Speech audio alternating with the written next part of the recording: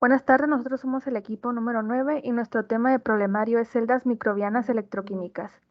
Comenzamos con el ejemplo B3.1, potenciales y energías libres para semireacciones de ánodos diferentes. El acetato y el H2 son dos sustratos que las bacterias en un ánodo pueden oxidar. En ambos se calculó la energía disponible para el potencial del ánodo con valores fijados de menos 0.1, menos 0.15 y menos 0.2 volts comparados con los del electrodo de hidrógeno estándar. Después se convirtieron los potenciales a valores de delta G con la ecuación B3.4. La semireacción para la oxidación del acetato es la ecuación B3.1, la cual podemos apreciar del lado derecho, teniendo un potencial de menos 0.29 volts. La semireacción para la oxidación del hidrógeno es hidrógeno molecular que produce 2 moles de hidrógeno y 2 electrones con un potencial de menos 0.41 volts.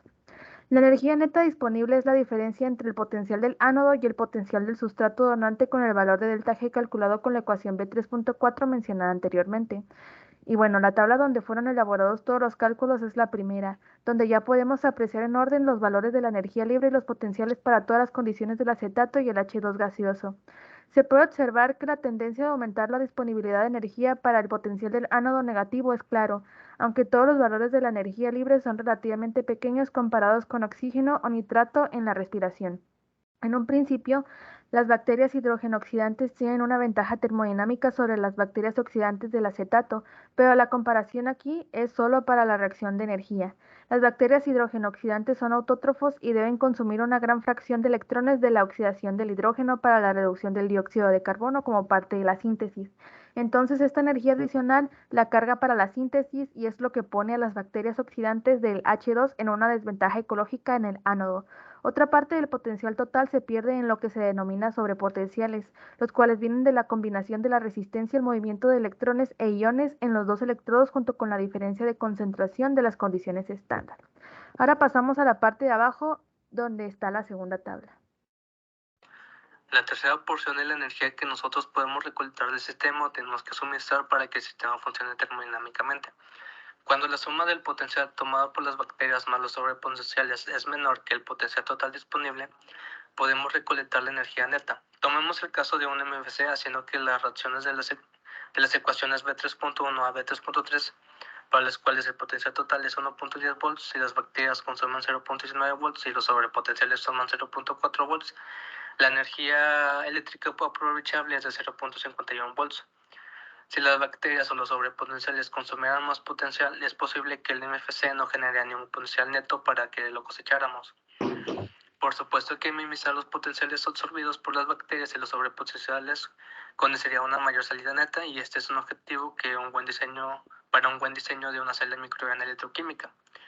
En la tabla B3.1 se resumen las semireacciones comunes del cátodo, sus potenciales y el máximo potencial cosechable para cada uno de ellos cuando el acetato es el sustrato donante y el ánodo claramente es la reacción de 4 electrones de O2 a H2O, que da el mayor potencial cosechable, y es por eso que se usa para la aplicación del MFC. Los 2 electrones de reducción de O2 a H2 tienen un potencial menos positivo, y es por eso que la diferencia del potencial es solo la mitad que la del MFC. Esa es la razón por la cual la salida principal de un MPPC es H2O2 y no energía eléctrica. Un MSS hace que el acetato en el en el cátodo tenga una salida de energía neta cero teórica cuando el donante en el ánodo es el acetato. Por supuesto que los sobrepotenciales en un sistema real requieren que la energía sea de entrada. Finalmente, un MS que produce H2 en el cátodo exige un potencial mínimo de entrada llamado potencial aplicada, que sería de 0.12 volts en este caso, y los sobrepotenciales hacen que esta demanda sea mayor. Ahora pasamos al siguiente problema. Para el ejemplo B3.2, sabemos que las bacterias anodorespiradoras tienen la capacidad de transferir electrones de sustratos orgánicos a un ánodo sólido. El resultado de la respiración anódica es la corriente eléctrica. Esta tiene diversas aplicaciones, entre ellas la generación de energía en las celdas microbianas. Estas bacterias forman una biopelícula porosa que se extiende decenas de micrómetros, donde se da el intercambio extracelular de electrones. La ecuación de Nernst-Monod describe el comportamiento cinético de las bacterias, que viene siendo la producción de corriente bajo un potencial electroquímico. En el ejemplo se comparan dos cinéticas de Nernst-Monod para dos bacterias anodo-respiradoras que oxidan acetato, una llamada estratega R con una J máxima de 12 amperes sobre metro cuadrado y una EK de menos 0.1 volts. El segundo es una K estratega con una J máxima de 6 amperes sobre metro cuadrado y una EK de menos 0.2 volts. Se observa en la figura que la estratega K tiene una ventaja cinética para el potencial del ánodo menor a menos 0.1 volts, mientras que la estratega R tiene una ventaja mayor para el potencial del ánodo de menos 0.1 volts. Al incrementar el potencial del ánodo a un valor más positivo, la actividad metabólica de la bacteria también incrementará. Y igual lo hará el intercambio entre la biopelícula y el electrodo que van a tomar lugar también. Y sería todo.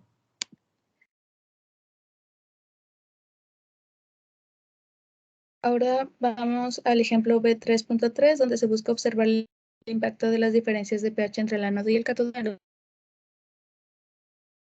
Tenemos algunos valores posibles de pH para el ánodo y el cátodo, donde el cátodo tendrá que tener un pH igual o mayor al del ánodo. Después se calcula la diferencia de pH, restando el del cátodo menos el del ánodo, donde ya se puede ir evaluando el impacto de las diferencias, ya que cada unidad de diferencia de pH es igual a 60 milivolts de potencial de concentración. Luego, estableciendo que la reacción en el ánodo es la oxidación de acetato y la reacción del cátodo es la reducción del oxígeno en agua con 4 electrones que se ven del lado derecho. También, haciendo uso de la tabla B3.1, se establece que el máximo cosechable es de 1.1 volts. Entonces, se asume que el sobrepotencial del ánodo y el cátodo, así como el sobrepotencial ómico, es de 0.2 volts los tres. Por lo tanto, pasamos al cálculo de las concentraciones de ion hidrógeno en el ánodo y el cátodo, despejando de la ecuación del pH, quedando que la concentración es igual a 10 a la menos los pHs propuestos. Calculadas las concentraciones, usamos la ecuación B3.18 con el uso también de la constante de los gases, la temperatura y la constante de Faraday para calcular el sobrepotencial de concentración para cada diferencia de pH. Entonces, calculamos el sobrepotencial de diferencia de pH restando el potencial del cátodo menos el del ánodo menos el de concentración que acabamos de calcular. Y después, en la siguiente columna, ahora hacemos el cálculo del potencial aprovechable, restando el máximo cosechable menos el potencial del cátodo, menos el del ánodo, menos el ómico, menos el sobrepotencial de la diferencia de pH que también se acaba de calcular. Y con esto se puede observar la relación entre la diferencia de pH, los potenciales y lo que causa en el potencial aprovechable remanente. En conclusión, entre más grande sea la diferencia de pH entre el ánodo y el cátodo, mayor es el potencial de diferencia de pH y lleva al potencial aprovechable a ser más pequeño. Además, entre más grande es el pH del cátodo, menor es su concentración de iones hidrógeno y menor es el potencial. Lo contrario ocurre con la relación por la fórmula B3.18. Eso sería todo. Y ahora vamos a ver el ejemplo B3.4, el cual es un cálculo de las métricas de rendimiento de un MFC. Lo primero que vemos ya en el Excel es las características de nuestro MFC con un caudal de 100 metros cúbicos por día, un área de 7.200 metros cuadrados, un volumen de 25 metros cúbicos, una DQO, demanda química de oxígeno, de 5.000 miligramos sobre litro, y también vemos la DQO del efluente, que son 100 miligramos sobre litro, una densidad de 8 amperes sobre metro cuadrado, un voltaje de 0.4 volts y una energía en la entrada de 1.1 voltios. Lo primero que hacemos en este tipo de problemas es calcular las corrientes de entrada y salida de la DQO para pasarlas a electrones equivalentes sobre vía. Tenemos aquí el cálculo de la entrada, que aquí multiplicamos pues, realmente el caudal por la DQO de entrada, y esto se divide entre 8. ¿Por qué? Porque 8 gramos de la DQO es igual a un electrón equivalente para hacer la conversión. Esto nos da 62.500 electrones equivalentes por día. Se hace lo mismo, se hace exactamente el mismo cálculo en la salida, pero en lugar de multiplicar la DQO de entrada, se calcula la de salida. Luego de esto hicimos el cálculo de los electrones equivalentes removidos y este es un cálculo muy sencillo, realmente solamente es restar las entradas menos las salidas, y esto da un total de 61.250 electrones equivalentes por día. Luego de esto vemos los electrones equivalentes, digamos, actuales, y para este es un cálculo bastante sencillo, como los anteriores. Aquí solamente se van a multiplicar 8 amperes sobre metro cuadrado, que es la densidad que nos están dando. Esto se multiplica por el área y se multiplica por un coulomb sobre amper por segundo. ¿Por qué? Porque vamos a hacer una conversión, porque un electrón equivalente es igual a 96.485 coulombs, y esto lo vamos a dividir en este cálculo. Y luego multiplicamos por 86.400 segundos. ¿Por qué? Porque esto es lo equivalente a un día y queremos ver los electrones equivalentes en un día. Este cálculo nos da como resultado 51.579.4. Seguido de esto calculamos la eficiencia del tratamiento, o sea, la TE. Este igual es un cálculo muy sencillo. Este es 1 menos una relación de las DQO, es la DQO del efluente sobre la DQO de entrada, y este nos da 98%.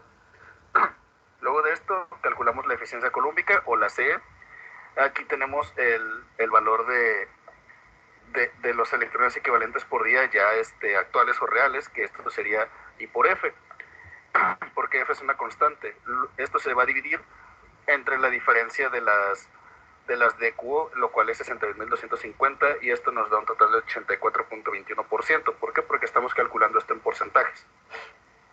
Luego se calculó la recuperación colúmbica, o la CR. Este igual es un cálculo muy sencillo. Aquí simplemente se multiplica la eficiencia colúmbica por la eficiencia del tratamiento, o sea, la TE, y esto nos da como resultado 82.53%. Luego se calcula la densidad actual volumétrica, o la real. Aquí es nada más multiplicar la densidad que ya tenemos, que son 8 amperes sobre el metro cuadrado, y esto se multiplica igual por una relación del área sobre el volumen de los ánodos. Esto nos da un total de 2.304 amperes sobre metro cúbico. Luego de esto se calculó la energía de salida para poder calcular ya finalmente la energía neta recuperada. Este es un cálculo rápido, sencillo, es solamente la diferencia de las energías que se nos da al inicio del problema como 0.4 voltios. Esto se va a multiplicar por la CR, que es la recuperación colúmbica, que es 82.53. Esto nos da como resultado 0.33 voltios. Para la energía neta es una relación de la energía de salida sobre la energía de entrada, y esto lo multiplicamos por un porcentaje del 100%. ¿Para qué? Para que nos dé el resultado en un porcentaje. Y aquí pues tenemos ya la relación 0.33 sobre 1.1, que es la energía de entrada que nos plantea el problema, y esto nos da como resultado 30.01%. Sabiendo ya con todos estos datos, a partir de los cálculos de la DQO, de la energía neta recuperada, de las eficiencias, sabemos que este es un procedimiento, o este proceso es bastante eficiente, tiene un muy buen rendimiento. Después seguimos con el ejemplo de 3.5, el cual son las métricas de rendimiento para una MS. Tenemos los mismos datos que en el problema anterior: el flujo volumétrico, el área del ánodo, el volumen, la demanda química de oxígeno a la entrada y la salida, y los potenciales aplicados. Primero hacemos los cálculos de electrones equivalentes por día. A la entrada tenemos 62.500, a la salida son 2.500, y la diferencia entre estos dos, que serían los removidos, serían 60.000. Después calculamos los actuales, que obtenemos un valor de 44.774 electrones equivalentes por día. Para esos cálculos se siguieron los mismos pasos que en el problema anterior. Después tenemos la eficiencia de tratamiento, para la cual se utilizan las demandas químicas de oxígeno a la entrada y la salida, y obtenemos un 96%. Después, para la eficiencia colúmbica, obtenemos 74.62%.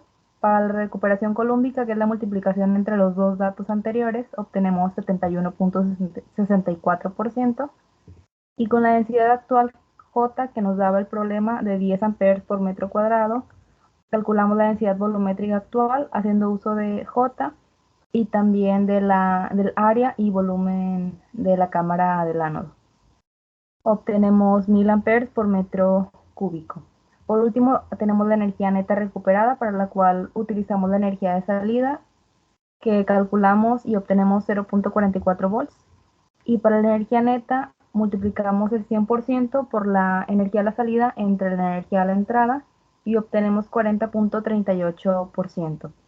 Podemos observar que esta energía neta recuperada es mayor que la de una celda de combustible microbiana. Por lo tanto, es más eficiente. Y eso sería todo por nuestra parte. Muchas gracias por su atención.